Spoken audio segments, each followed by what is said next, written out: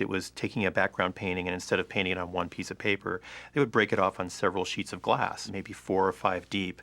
And so if you had a farm on a country road, you would see a piece of the fence and the mailbox, and on the next piece of glass, you would see a piece of the road, and then on the back, you'd see the barn.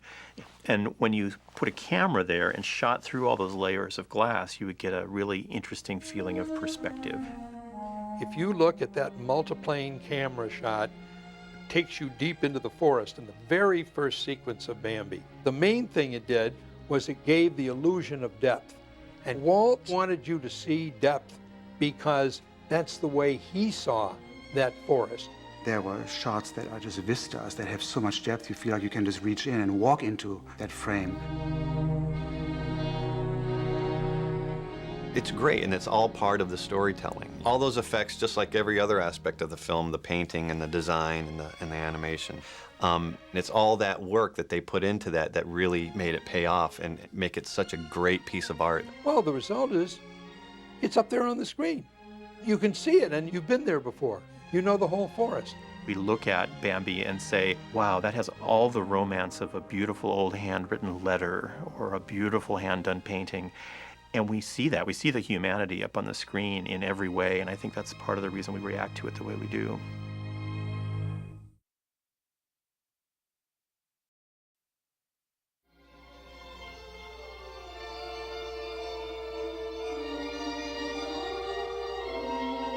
Isn't it amazing how subtle the music is in Bambi? You don't really realize how swept away and enveloped you are by it. Through that music, you actually enter the forest.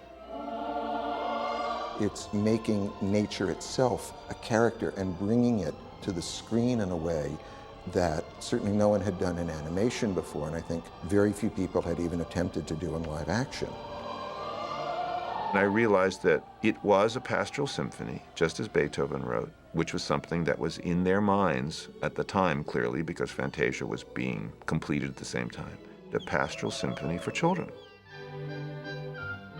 Every cell that you see, every background is completely brilliant work. But the impact of a motion picture, the succession of images of film, is glued together by the music. This is why music has always been part of movies. There's the beautiful scene where Bambi has fallen down and all the rabbits go, "Get up, Bambi, get up." Come on, get up. Come on, get up, Bambi. Get up. And he has a way of getting up with doing one leg first and then the other leg catches up. It's just gorgeous. And that's all done to music. And that unity between music and animation is just fantastic.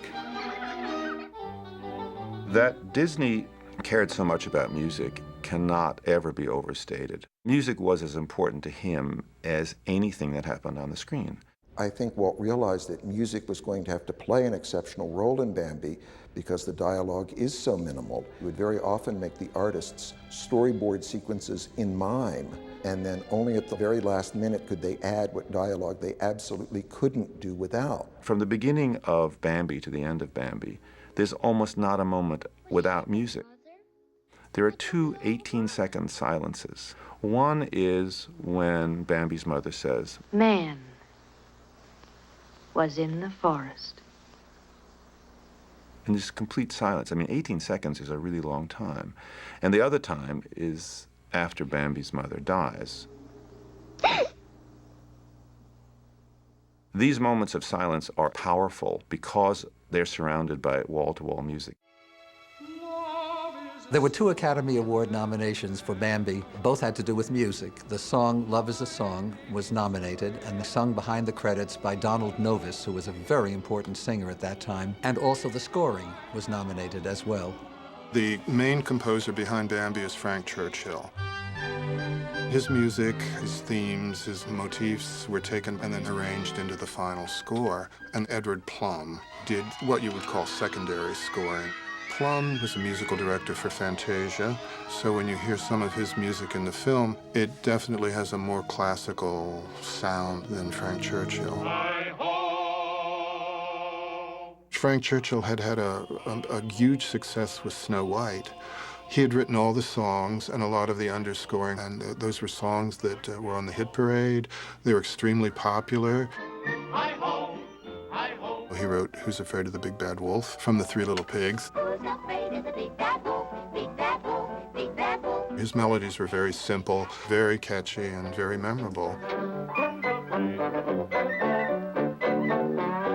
He was relatively untrained, but an intuitive, natural musician who could come up with endless melodies. His on-the-job training was to play music for silent movies. What a lot of people don't realize is that when silent films were being filmed, the actors and actresses were being put into the mood of the scene by somebody playing a piano. And Frank Churchill used to improvise the moods for these different scenes. That experience made him the ideal person to set the mood, as it were, for a skunk named Flower or a little bunny named Thumper or for Bambi. I remember clearly how we were involved with the first rainstorm, and we wanted a raindrop song that would show Bambi experiencing the first raindrops. And we didn't have anything at the time, and finally Frank Churchill came in one day. Frank was quite a character. He shuffled down the hall, and he always wore his hat. And he sat down at the piano wearing his hat, crossed his legs over, and he puts one foot on the pedal, reaches in his pocket and takes out a little script, puts it down on the piano, and then starts to tinkle off on the piano there this little raindrop song. And it was so charming, it was unbelievable.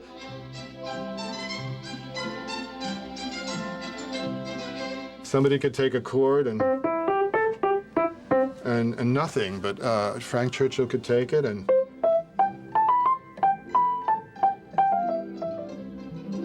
it's the creative genius that Frank Churchill had.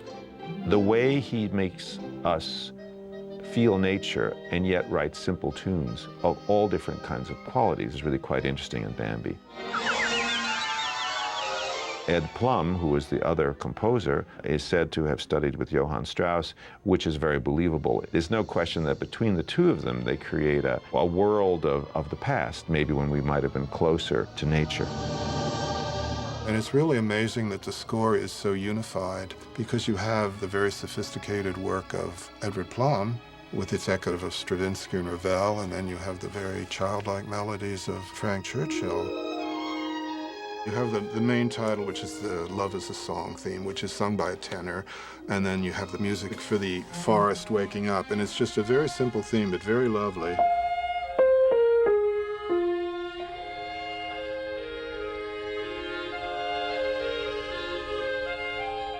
The man motif, which was just a simple three-note progression down here.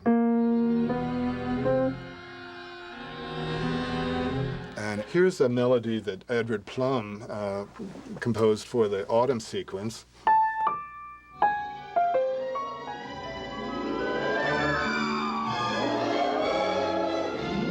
Almost every measure of that is a different chord. The whole film just has emotional power to it generated by the musical score.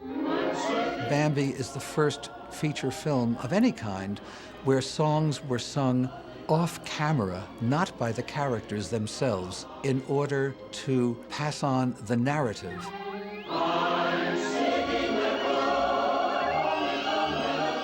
When you have less than 1,000 words of dialogue in a film, your ear really hungers for sound. 40-voice choir, 4 individual artists singing beautiful, lovely, melodic tunes. It's a feast of music with this broad, ranging orchestral score. When you look at Bambi today, you're aware of Walt Disney's seriousness of his purpose in entertaining. What a high level he set. We now are the recipients of this tremendous vision, and we just now almost take it for granted. If you look at it really carefully and listen to it really carefully, you're amazed at how far they push the envelope. I don't think Bambi would be Bambi without its music.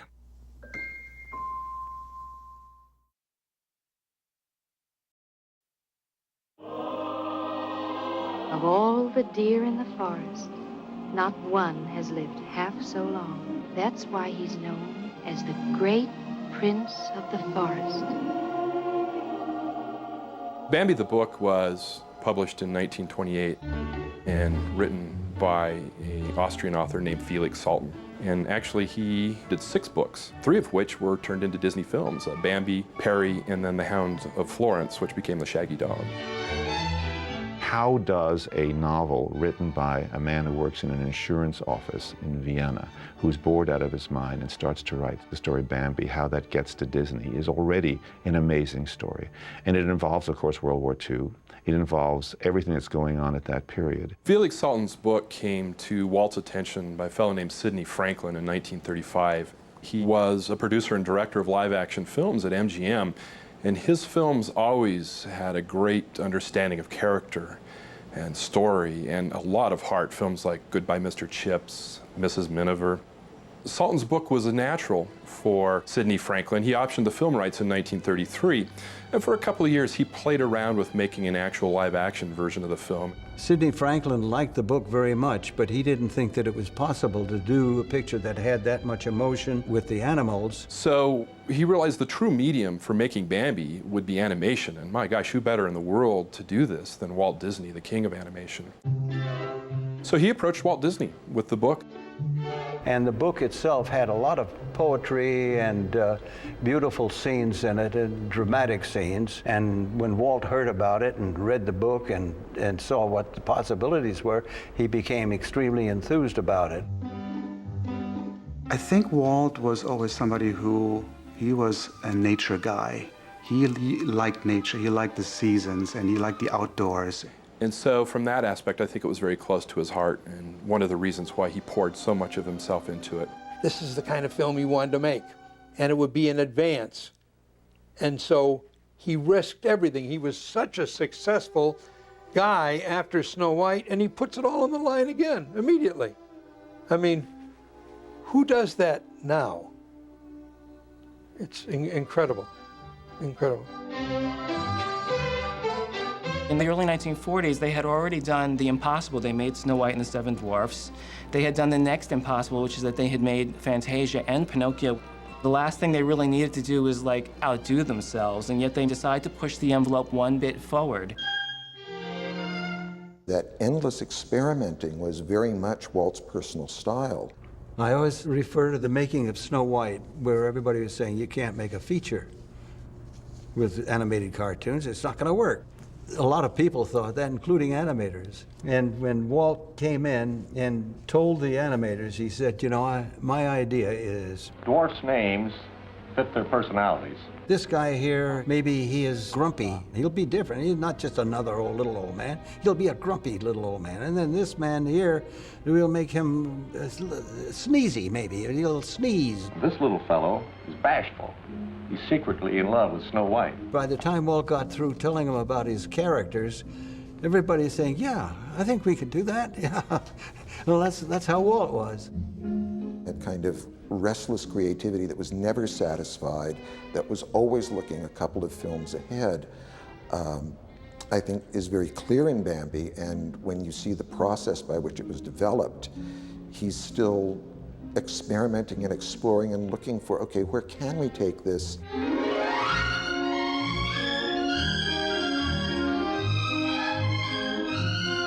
This great work of art, Bambi, came from the most chaotic time in the Disney studios. Really, the time that Bambi was in production, from about 1936 to its release in 1942, was a roller coaster ride for Disney in the studios. It was a very tumultuous time. In 1939, the Nazis marched into Poland. The world was plunged into war. Disney lost their European market. Pinocchio did not make a profit. It was somewhat of a scary time. I mean, there was a feeling of unease in Europe at that time, and financially things were not all that rosy. And Walt ended up in debt to the Bank of America. And he called over Mr. Giannini from the Bank of America, and he came over with his entourage of all the men in the dark suits, and they were all going to stand there and listen to Walt try to sell them on the idea of getting more money into this picture. And Walt started to tell the story. And I've never seen a man sell a story or an idea better than Walt. Walt was the greatest actor at that time. And I saw Mr. Giannini and his entourage watching all of this, enthralled with Walt and the story of Bambi. We got the money. Walt was the best salesman I'd ever seen. In fact, if I had the money, I would have invested in it. And along about 1940, you have some labor unrest at the Disney studio. It was really a time of union organization, especially in the studios in Hollywood. And with the financial problems that Disney was facing, there were rumors rampant at the studio about potential layoffs. The Screen Cartoonists Guild was run by a real tough, hardline laborer named Herbert Sorrell, whose very name would bring most studio bosses to their knees. He went in with a meeting with Walt and said, you need to sign with me. Walt refused. He said, no, it's not my place to do that. I want to put this to a vote. I'll go with whatever my boys want. Sorrell had lost before on a vote, and I think he realized that he didn't have a majority of the artists. And he threatened Walt with a strike. Walt was adamant he was not going to sign with Sorrell's union unless the boys voted it. Sorrell left, and the situation worsened. Tempers flared until on May 29th, 1941, Walt was surprised the studio had come under a strike. Well, Bambi was still in the early stages of production and pre-production during the strike, but that was such a watershed in the history of the Disney studio and the history of animation that its impact was felt and still echoes down the decades. I don't know that any of the key artists on Bambi went out on the strike. They were in a different area physically. We hardly knew that the strike was happening, and I naively just came into work every day. My sympathy at that time was very much with Walt, when he realized who he was, the origin of his pictures, and to have it taken away from him by the strikes. And then finally, they brought in a government mediator, and the government mediator settled the strike if Walt would take 2 strikers for every person that didn't go out on strike. And that's what happened to the studio. Then the Japanese bombed Pearl Harbor. We got in the Second World War. The war had an enormous impact on the Disney studio. The war turned our studio into a military reservation. All our facilities were devoted to making films for the war effort. And actually, you know, the studio was taken over.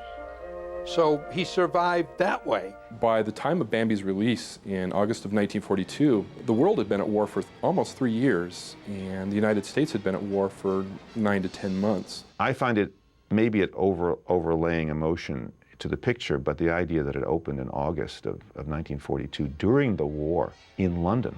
The world premiere was in London, right in the middle of it all. I mean, Bambi was much realer and intense dramatically than audiences might have been expecting from an animated film. Well, as a matter of fact, Bambi didn't make a profit on the first release. Pinocchio, Fantasia, and Bambi all lost money initially. Since then, of course, they've gone on to reap millions, but it took those films a while to be recognized for what they were by the general public. Walt should have been rewarded tremendously for Fantasia, for Dumbo, for Bambi, but the public was just simply on to global domination. But Walt was the eternal optimist. Now, even though we have the deer facing trials and tribulations and the loss of his mother, ultimately everything ends up all right. And that was sort of what was going on at the studio, is here Walt was going through all the trials and tribulations of the strike, the financial problems in the war. And I think internally he was an optimist. He felt that everything would turn out right, and that was Bambi.